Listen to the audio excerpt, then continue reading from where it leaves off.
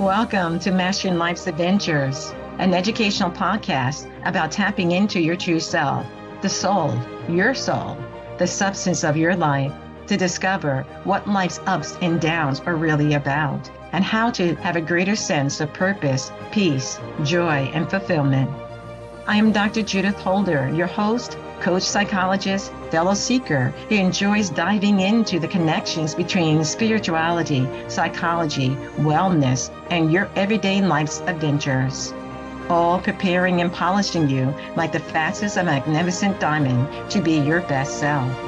If you're craving more from your life, you are in the right place.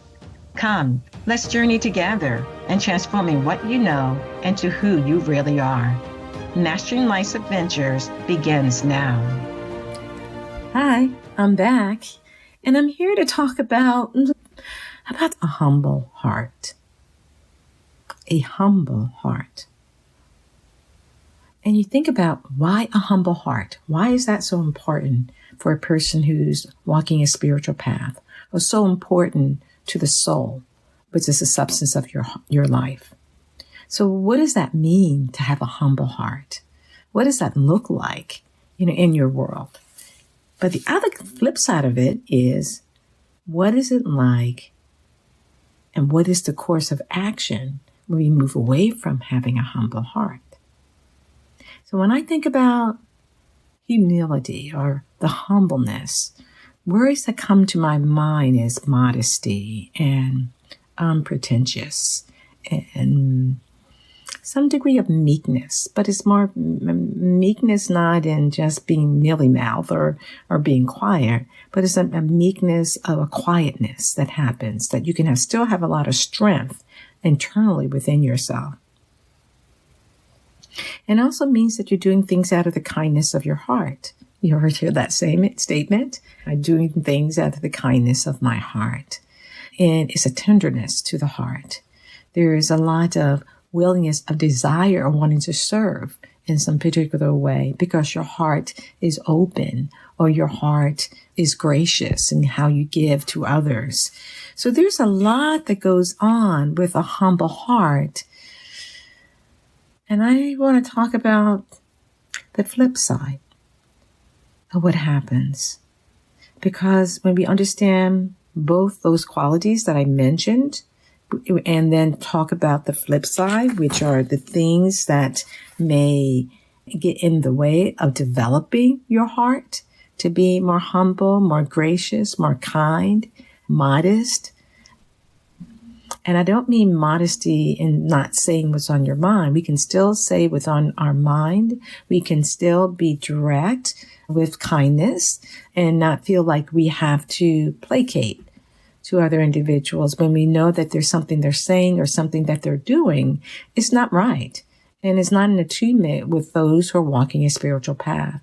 Those who are maybe Christian or Buddhist or Zoroastrian or another tradition, a spirituality that they're practicing, but there's certain precepts and concepts that particularly remain the same. And one of those qualities is the humble heart. And we sometimes think about the heart of Christ, for example. We sometimes will think about the Christ, the humbleness of his heart, the degree of how he displayed and showed up in giving forth his Sermon on the Mount, giving forth his sermons on various aspects of living, of life, and key aspects that he told not only his disciples, but all who would listen to him through parables about how to live a more righteous life. And we'll get into some of that in terms of this quality of the heart of Christ. But let me get back to you a little bit. Let me run back to talking about the flip side. So the flip side, I was thinking about, for not having a humble heart, then there's like these different, maybe you want to call them stages or phases that we can go through, the we being our heart can go through life experience that we have. So the first quality that I want to say on that flip side, the not so great side of what happens to life experiences if we're not alert and aware and decide to pivot it and make some changes to maintain of a humble, open, gracious heart, is the quality of an anxious heart. And that anxiety will manifest as you feel the fluttering in your heart. You're feeling this kind of hyperarousal that's taking place around your heart, or you may feel a sense of constrictedness that's taking place based upon the situation or the person that is in front of you that's creating some tension or stress for you. But what we don't think about is the wear and tear of those types of experiences has on our heart. And through the repetitions of many types of anxieties and frustrations and irritations and constrictions that occur around our heart and to us, we're not realizing it is impacting our soul. It is impacting our soul. So that's one phase or stage, it's that anxious heart that we need to be mindful of. But another stage that we have to be mindful of is what I call the hurt or bruised heart. The hurt or bruised. In some ways, our heart becomes through life experiences, through, for example, being in a relationship which we thought was going to go somewhere, and we gave it our all. We gave that person our heart. And it resulted in our feeling as if we were being taken advantage of. And we felt like they weren't accepting or appreciating the unconditional love that we were giving to them. And instead, the other person took advantage of that and would lie or cheat or steal in ways that were not in alignment with our beliefs of what we thought needed to take place. It's like being involved in a relationship that you feel as if you're like that washing machine.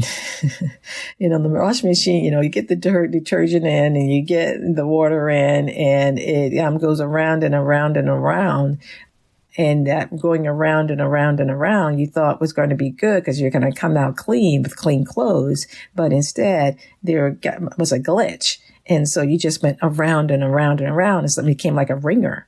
And that ringer, that experience that you had, was the hurt, the pain, the disappointment, the person not showing up when they say they're going to show up, the person promising something and not really delivering on what they promised to you, or the person who made a snide comment in public that hurt your feelings, or the person may have done these little micro types of aggressive acts towards you that you could feel like these little arrows going to you, but the person's oblivious to it.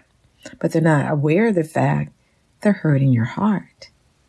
They're hurting your capacity to feel like you can feel loved by this person. And instead, what you feel is bruised by them. And so when our heart gets bruised, it gets sensitive to the bruising that's taking place. And we're not realizing the next phase can happen to us, which becomes the insensitive heart. We become insensitive to gestures or acts of kindness, and we just accept it as is. And in fact, what we end up doing is closing down our heart. And in the process of closing down our heart, we become insensitive. And in that insensitiveness, it's as if we can't quite read which direction we should move in. It's as if that insensitivity is also ratcheting up our disconnection from our soul. And we're not realizing it because it may be happening very subtly, or we're very much aware of it, of being more insensitive to what a person is saying to us, or loved one saying to us, or because we had a trauma that happened to us, which I think when we have traumas to ourselves, it does impact our heart. And that's where getting professional assistance becomes helpful to be able to resolve the trauma or be able to get clarity around the trauma that has taken place. When we have these qualities of feeling as if we're shut down, that we're no longer going to believe what this person is saying. There may be some truth to that. Then maybe you should not believe that. And that I don't think your heart needs to shut down, but it becomes more aware and more discriminating is what I would use. You become more discriminating about what you can trust and what you cannot trust and what that person is saying to you, especially if you're involved in a relationship with that person. But the insensitivity shuts down the soul, just as we're on the pathway of this flip side of when we have an anxious heart. It shuts us down a little bit, our soul connection a little bit. And so when we have the hurt and the bruised heart, it shuts us a little bit further down, unknowingly to us. It is shutting us down, and our sensitivity and our soul sensitivities of awareness to who we really are, and asking ourselves for guidance and direction. So it shuts us down a little bit more. It doesn't shut us off, it shuts us down. So some things we're okay with, but when it comes to the more subtle things that a sensitivity can be able to help us be aware of, we're a little bit off. We're not quite sure what to do because we have a part of us that is shut down. And then we have, along the way, we can actually get into what is called hardness of heart. Hardness of heart. And that can manifest as just a callousness. It's like a recalcitrance that takes place. No one's going to bother me. No one's going to hurt me and go on. So you don't feel anything. Or what you feel is very strong emotions of negativity, of anger, of resentment. And you don't necessarily feel the more sensitive qualities of kindness, of consideration, of being aware that there may be a different way of being, a different way of interaction that you can be able to engage in. All you're knowing that you're doing with this hardness of heart is you're protecting yourself. You're protecting your inner self. You're protecting your outer self sometimes as well. So it's kind of like this shell, like a turtle. When a turtle gets scared, it goes into its shell. When it's fearful, it goes into its shell. That's what can happen to us, figuratively. That it can happen to us that we're shutting down aspects of our inner self that takes us and creates a barrier for us to be in connection to our soul promptings, our soul guidance about what we need to do and how we need to do it. So I just finished talking about these different stages that may happen, or these different phases, or whatever you want to call them, be it the anxious heart, the hurt or bruised heart, or the quality that happens with these qualities of insensitivity that takes place around our heart and in our awareness of our relationships, either at home or at work.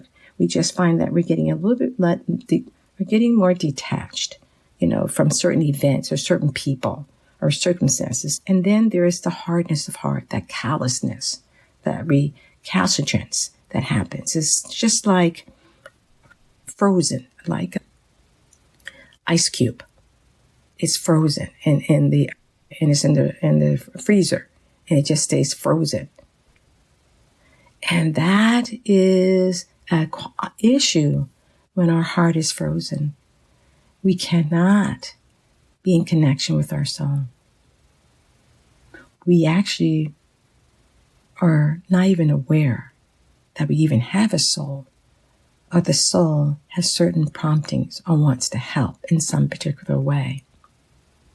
It gets us disconnected not only from our soul, but also from the soul's direction and journey, which is to unite with Christ, to be more Christ-like. You've heard me talk about this in previous episodes.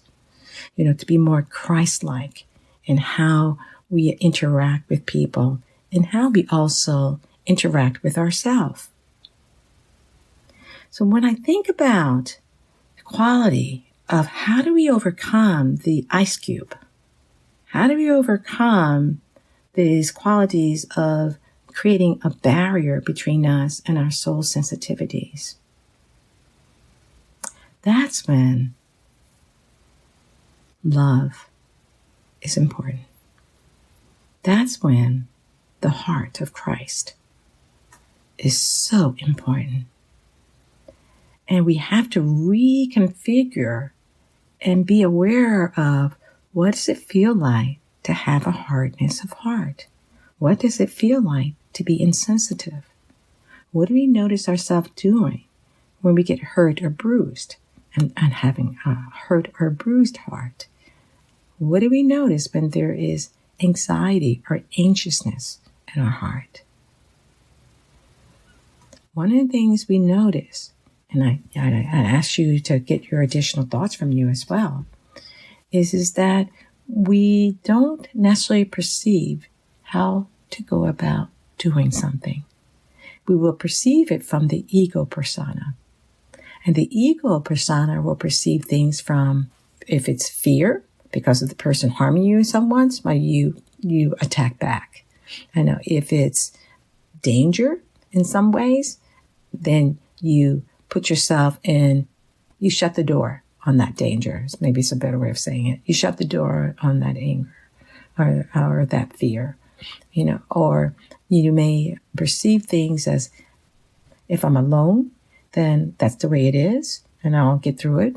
I'll do what I need to do. So we get into this nonchalant type of attitude, or we get into this I don't care type of perspective, or we get into this it's your fault, that you've done all this. So we get into bitterness. And that just puts us further away from our true self, our real self. So this is when the heart of Christ becomes so important. Because the heart of Christ, you can look it up, it talks about some wonderful qualities that Jesus came to be able to help us see another way of being. It gives us into that quality of gentleness and care and compassion and mercy. Mercy for ourselves, mercy for the other individual. And it gets us into the quality of forgiveness to help to dissolve that ice cube. It gets us into having to think and meditate and reflect on the heart of Christ and the qualities that he brings that I just mentioned. And also will add the quality of grace. And all those qualities wrapped together helps us to understand the path of love. How do we love a situation, even though that person hurt us or harmed us in some way, even though we didn't get that promotion that we really wanted to have and we thought we were so right for, even though a teenage child telling us how much they dislike us, because of setting down certain discipline of what you want them to follow. We all have to get into the quality of, how do I not react to what these other people are doing around me, and get into acting. And acting the way I know that the Christ within me and the representative of that Christ through Jesus would do in the situation. How do I move away from the ego persona, which I mentioned? And we'll always look at, well, if you wrong me, then, it's okay for me to wrong you. Also, we'll get into the whole notion of comparison. Comparing, well, you did this to me, so I can do this to you. I'll get into competitiveness. So the ego persona takes us outside to live the periphery of ourselves. It gets us into living more materialistically, because the vibration that occurs with the hardness of heart and any of those other qualities I mentioned to the hardness of heart and insensitivity, for example, and the hurt and bruised heart and the anxious heart, all of those are things that take us literally and put us on the periphery of ourselves, living in the world and doing what the world does. Because we don't have that tie, we don't have that momentum of energy, of positivity back to understanding the heart of Christ and acting and embodying and engaging in qualities, those qualities in our everyday life, in our everyday affairs. Now, I'm not saying that you're not seeing things as they are, because if people are going to hurt or harm you in some way, yes, you do need to protect yourself. That's true. But you don't necessarily have to take on their negativity. You do the things that will allow you to protect yourself, that allow you to get distance from the situation that may have occurred to you, that allows you to be able to grieve a loss that may have happened to you, that allows you to be able to reflect on a situation that occurred with you at work that gave you pain or was hurtful in some ways. But you don't hold on to it. You don't hold on to those things. You go through them and know that because you're tied into something greater than yourself, your soul substance, the substance of your life, then you're asking your inner self, help me here. Guide my way. Let me see what else I need to see in this particular situation. Let me see what is the avenue I need to take that maybe is away from the situation to your greater good. We need to do those things, but we need to do it with the Christ, with our soul and mind, and not the ego persona who is always want to kind of show who's boss. The ego persona always likes to tell you and give you a piece of your mind, of their mind.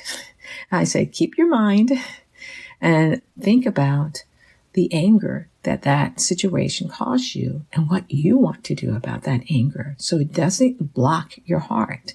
It doesn't get in the way from you receiving higher guidance and direction about what's the best next step that you need to take or you need to do. So it's the heart of Christ that's marvelous, that we can think about, that we can think and garner those qualities that Jesus came and emulated, that showed us, even in the midst of his trials and tribulations, he still held the highest view of people. He still called something out that needed to be called out. That means he was honest and straightforward in his delivery. But he always loved, because he knew that the source of all that we are, all the energy that we receive every day, comes from God, your mighty I am presence, the Atman, whatever you want to label that creator.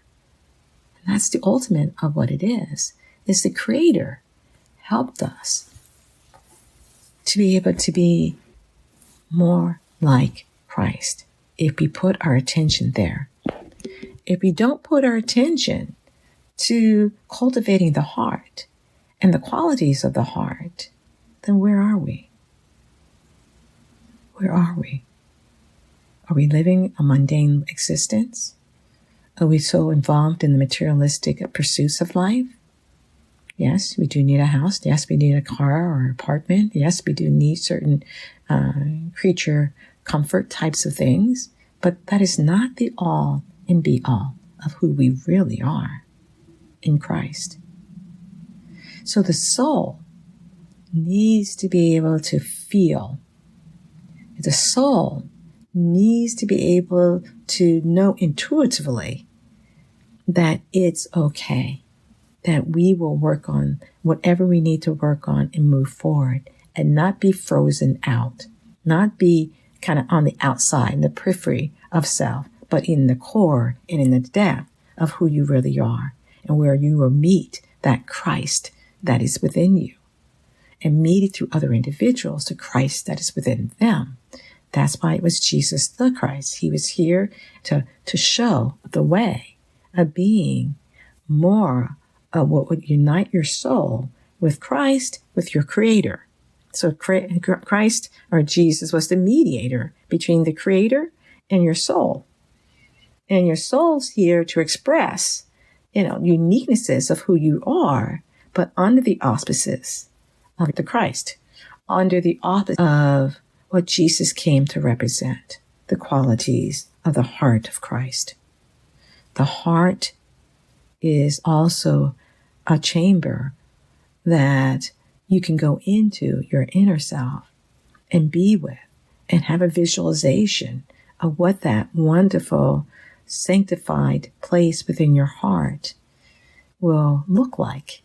And it may look like a cathedral that you're in, or it may look like a small closet that is wonderfully made, but it's something that is unique and comforting to you, that you can just breathe in, breathe out, and when you do that, you go into that quality of heart, as Jesus taught, and as I am becoming more aware of, and the eyes being you, that you're becoming more aware of, so that as you have a tender heart, a loving heart, a concerned heart, an open heart, you are also cultivating your soul and your soul's growth and your soul's evolution.